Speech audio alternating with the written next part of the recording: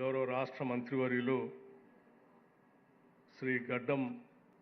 వివేక్ వెంకటస్వామి గారు, గౌరవ రాష్ట్ర మంత్రివర్యులు శ్రీ మహమ్మద్ అజరుద్దీన్ గారు, రాష్ట్ర ప్రభుత్వ సలహాదారులు హరకర వేణుగోపాల్ గారు,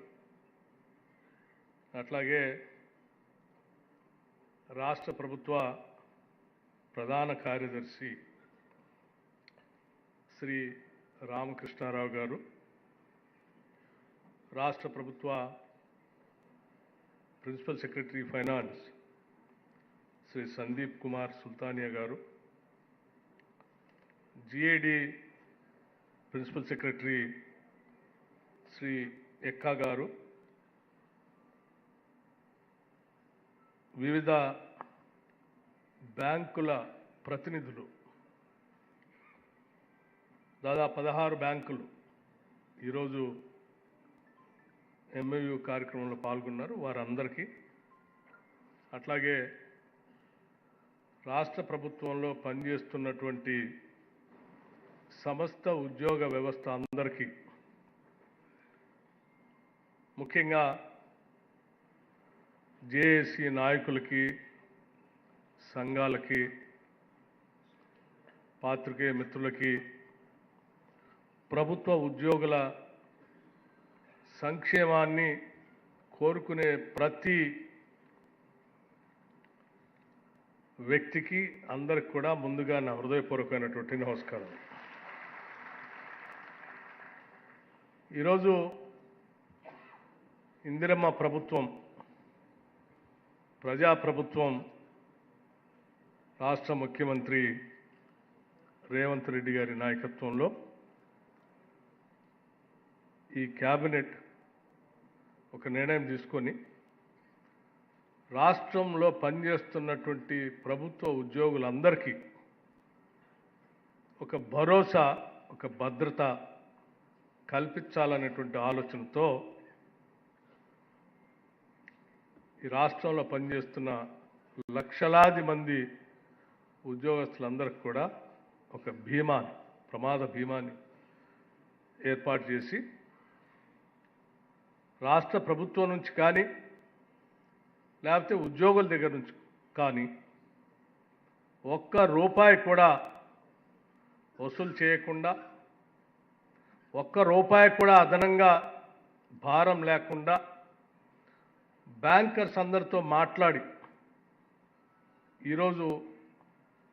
1,20,00,000 నుంచి విమాన ప్రమాద బీమా జరిగితే అది 2.5 కోట్ల నుంచి 3 కోట్ల వరకు కూడా కలిపి ఈరోజు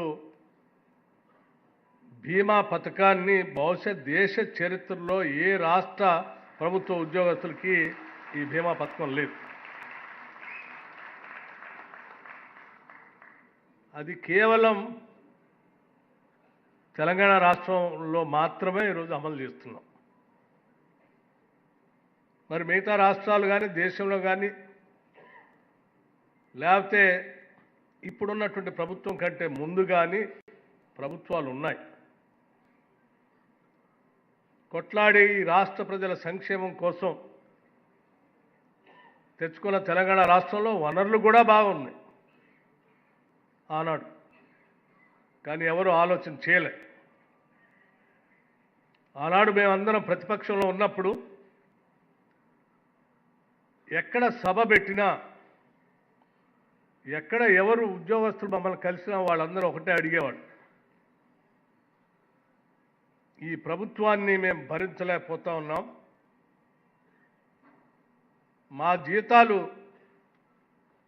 15వ తారీఖు నుంచి 20వ తారీఖు మధ్యలో వస్తూ ఉన్నాయి, ఈ జీతాలు మాకు మొదటి తారీఖునే వచ్చేటట్టుగా ప్రతిపక్షంలో ఉన్న మీరు గట్టిగా ఒత్తిడి తీసుకొని రండి, మాకు సహాయం చేయండి అని అడిగేవాడు. గతంలో ఉద్యోగస్తులు కానీ, లేకపోతే వ్యాపారస్తులు కానీ, లేకపోతే వ్యవసాయదారులు కానీ, కూలి వాళ్ళు కానీ ఎవరైనా ఏదైనా కొనుక్కోవాలంటే కొంత పోగేసి అంతా సమకూరిన తర్వాత అవన్నీ దేశపై కొనుక్కునేవాడు. కాలం మారింది, ప్రతి ఇన్స్టాల్మెంట్స్ మీద నెల నెల ఇంత విడతల వారీగా కట్టుకునేటువంటి వ్యవస్థలు ప్రపంచవ్యాప్తంగా వచ్చాయి. అందులో భాగంగా మన దేశంలో కూడా వచ్చిన తర్వాత మనకొచ్చే ఆదాయాన్ని లెక్క కట్టుకొని ఆదాయానికి అనుగుణంగా ఇన్స్టాల్మెంట్స్ కట్టుకోవటానికి పనికొచ్చేటట్టుగా ప్రణాళిక తయారు చేసుకొని ఆ ఏజెన్సీల దగ్గరనో బ్యాంకుల దగ్గరనో వ్యవస్థల దగ్గరనో కావాల్సినవి కొనుక్కునేటువంటి వాడు. ఆ కొనుక్కొని కట్టేటువంటి ఇన్స్టాల్మెంట్స్ 1వ తారీఖు అంటే 1వ తారీఖే, 2వ తారీఖు అంటే 2వ తారీఖు, ఏదో ఒక ఫిక్స్డ్ డేట్లో ఆనాడు అది చెల్లించకపోతే ఆ చెల్లించలేనటువంటి తీసుకున్న వ్యక్తి అకౌంట్ బ్యాడ్ అకౌంట్గా మారి దానిపైన వడ్డీ పెంచటము, లేకపోతే అతనికి భవిష్యత్తులో ఏ రుణం ఇవ్వకుండా పోవటం ఏదో జరిగేటువంటి వ్యవస్థలు వచ్చినటువంటి పరిస్థితుల్లో లక్షలాది మంది ఉద్యోగులు వాళ్ళు మొదటి తారీఖే జీతాలు వస్తాయనే ఆశతో ప్లాన్ చేసుకున్నటువంటి ఇళ్ళు కొనుగోలు సంబంధించిన ఇన్స్టాల్మెంట్స్ కానీ, వెహికల్స్ సంబంధించినటువంటి ఇన్స్టాల్మెంట్స్ కానీ, లేకపోతే గృహాల అవసరాల కోసం కొనుక్కున్నటువంటి ఇన్స్టాల్మెంట్స్ కానీ, లేకపోతే పిల్లల భవిష్యత్తు కోసం తీసుకున్నటువంటి బ్యాంకు రుణాలు చెల్లించాల్సిన ఇన్స్టాల్మెంట్స్ కానీ, అనుకున్న టైంకి జీతం రాకపోతే అది కట్టలేక అకౌంట్స్ అన్నీ బ్యాడ్ అకౌంట్స్గా మారి వాళ్ళందరి ఆ క్రెడిట్ విధానంలోనే పెద్ద ఎత్తున ఇబ్బంది పడుతున్నప్పుడు అందరూ డిస్టర్బ్ అయ్యి ఒకటే కోరారు, మొదటి తారీఖునే మాకు జీతాలు వస్తే మాకు ఈ డిస్టర్బెన్స్ అంతా ఉండదు, ఆ రకంగా వచ్చేటట్టుగా చూడండి అని ఆ రోజు మమ్మల్ని అడిగితే మేము అధికారంలోకి వచ్చిన తర్వాత చూస్తే ఆర్థిక పరిస్థితి అంతా కూడా గందరగోళం, చిన్నాభిన్నం, వ్యవస్థలన్నింటినీ కుప్పకూల్చిపోయారు. అయినా ముఖ్యమంత్రి గారు ఒకటే చెప్పారు, ఉద్యోగస్తులందరికీ ఎన్ని ఇబ్బందులున్నా మొదటి తారీఖు నాడు జీతాలు వచ్చేటట్టుగా ప్రణాళిక తయారు చేయండి, అది వాళ్ళ హక్కు. వాళ్ళు ఈ మొదటి తారీఖు నాడు జీతాలు వస్తాయనేటువంటి ఆలోచనతో అనేక ప్రణాళికలు తయారు చేసుకుని ఉంటారు. వాటిని మనం అమలు చేసేటువంటి ప్రక్రియకి నాంది పలకాల్సిందే అని చెప్తే అనేక ఇబ్బందులు ఉన్నప్పటికి కూడా ప్లాన్ చేసి ఇన్ని లక్షల మందికి ఆనాడు కేసీఆర్ గారు చేసిన కేసీఆర్ అప్పులు కడుతూనే ఉద్యోగస్తులందరికీ మొదటి తారీఖు నాడే జీతాలు ఇచ్చేటువంటి వ్యవస్థని ఈ ప్రజాప్రభుత్వం, ఇందిరమ్మ ప్రభుత్వం అమలు చేస్తూ ఈరోజు మీ అందరికీ మొదటి తారీఖు నాడు జీతాలు ఇస్తూ ఉన్నాం. ఇది మాకు మీ పట్ల ఉన్నటువంటి నిబద్ధత, మీ పట్ల మాకున్నటువంటి ప్రేమ ఆప్యాయతకి నిదర్శనం అని చెప్పడం కోసమే నేను ఈ ఉదాహరణ చెప్తా ఉన్నాను. ఎందుకనంటే మన కుటుంబ వ్యవస్థ, ఈ కుటుంబ వ్యవస్థలో అభివృద్ధి చెందిన దేశాలలాగా కుటుంబంలో ఉన్నటువంటి వాళ్ళందరూ ఉద్యోగాలు చేసే పరిస్థితులు, ఎవరో ఇంటి యజమాని ఒక్కళ్ళే ఉద్యోగం చేస్తూ ఉంటారు, ఆదాయం సమకూర్చి ఆ కుటుంబం మొత్తాన్ని పోషిస్తూ ఉంటారు. ఆ కుటుంబానికి ఆదాయం సమకూర్చేటువంటి వ్యక్తి పొరపాట్లు ఏదైనా జరిగితే దురదృష్టవశాత్తు కుటుంబం మొత్తం తల్లకిందులై ఓవర్ నైట్ దిక్కుదోసిన పరిస్థితిలోకి వెళ్ళిపోయేటువంటి అత్యంత ప్రమాదకరమైన పరిస్థితులు మనం సమాజంలో చూస్తూ వచ్చాం. మొదటి తారీఖు నాడు జీతాలు ఇవ్వటమే కాదు, మన దగ్గర పనిచేస్తున్న ఉద్యోగ వ్యవస్థ మొత్తం కూడా కేవలం ఉద్యోగాలు పొందే జీతగాళ్లే కాదు, ఆ కుటుంబంలో ఉన్న ప్రతి ఒక్కరికి ఈ ప్రభుత్వం భరోసాగా ఉంటుందని చెప్పడం కోసమే, ఆ భరోసా నమ్మకం కలిగించడం కోసం ఈరోజు ₹1 కోటి పైబడి 3 కోట్ల వరకు ఈ బీమా పథకాన్ని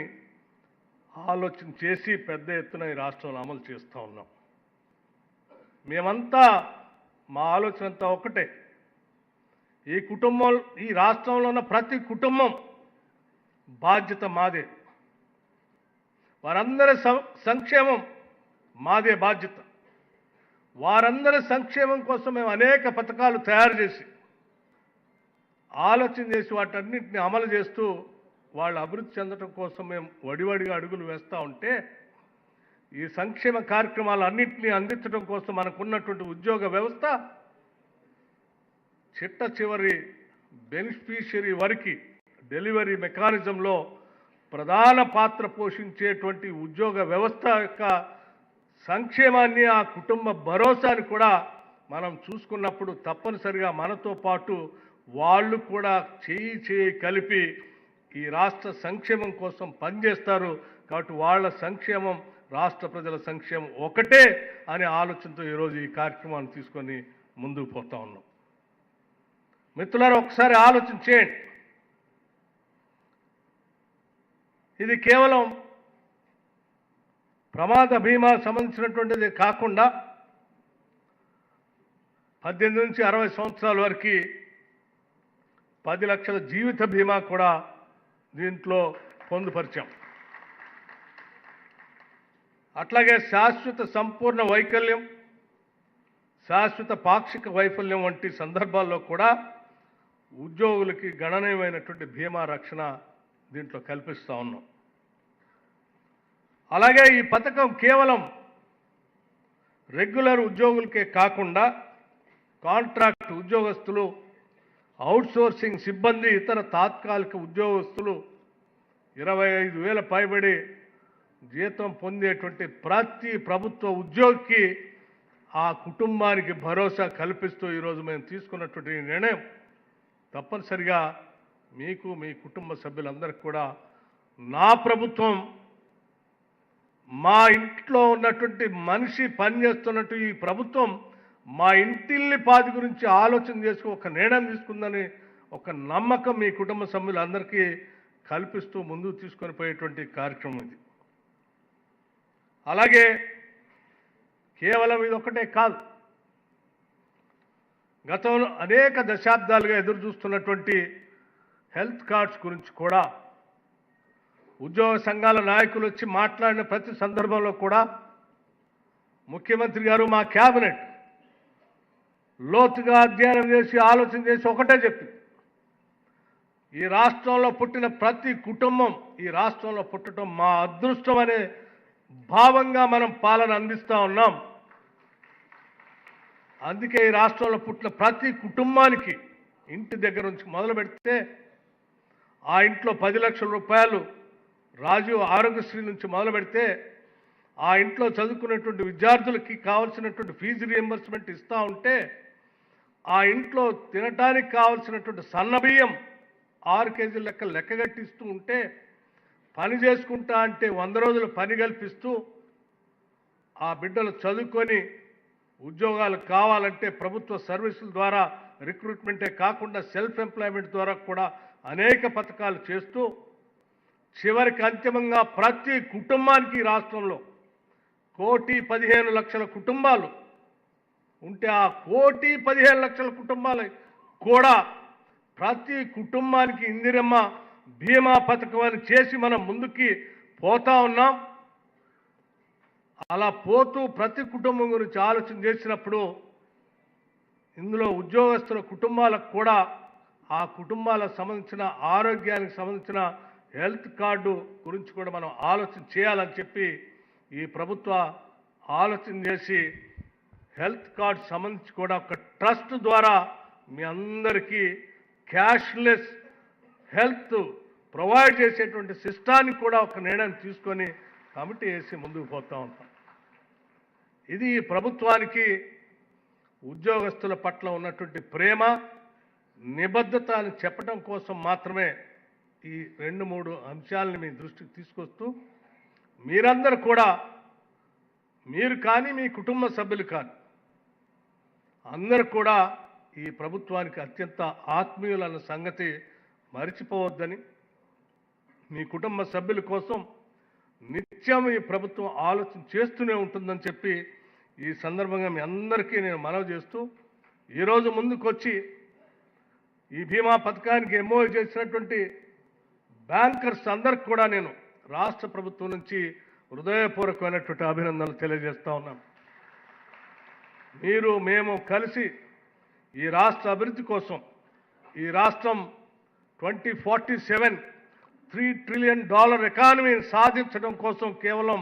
ఈ దేశంలో ఉన్న రాష్ట్రాలతో కాదు ప్రపంచంతో ఉన్న దేశాలతో పోటీ పడదామని చెప్పే మా ముఖ్యమంత్రి గారి స్లోగన్ని తీసుకొని ఈ ప్రభుత్వం ముందుకు పోతున్న తరుణంలో మేమందరం కలిసి సమిష్టిగా మనం అనుకున్న లక్ష్యాల్ని సాధించడం కోసం మేము బ్యాంకర్స్ అందరం కలిసి ఈ రాష్ట్ర ప్రయోజనాలు సాధిద్దామని అంతిమంగా రాష్ట్ర ప్రజల సంక్షేమమే పరమావధిగా మనందరం